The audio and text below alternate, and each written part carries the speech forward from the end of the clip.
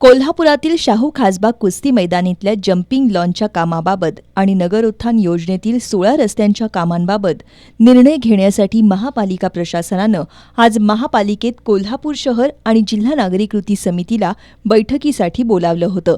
कोल्हापुरातील शाहू खासबाग कुस्ती मैदानाजवळ महापालिकेच्या वतीनं 56 लाखांच्या निधीतून जम्पिंग लॉन तयार करण्याचं काम सुरू आहे. मात्र हे काम निकृष्ट दर्जाचं असून निव्वळ ठेकेदार, लोकप्रतिनिधी, सल्लागार कंपनी आणि प्रशासनातील अधिकारी यांचे खिसे भरण्यासाठीच असून यात ढपला पाडल्याचा संशय व्यक्त करत हे काम थांबवावं अशी मागणी नागरी कृती समितीचे अशोक पोवार यांच्यासह पदाधिकाऱ्यांनी यावेळी केली.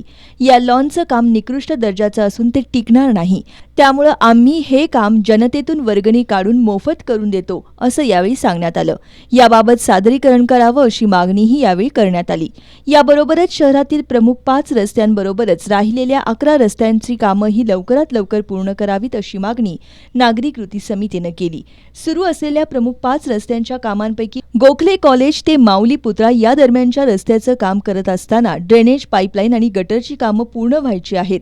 त्यामुळं या रस्त्याच्या कामामध्ये अडथळा आल्याचं महापालिकेचे शहर अभियंता नेत्रदीप सरनोबत यांनी सांगितलं.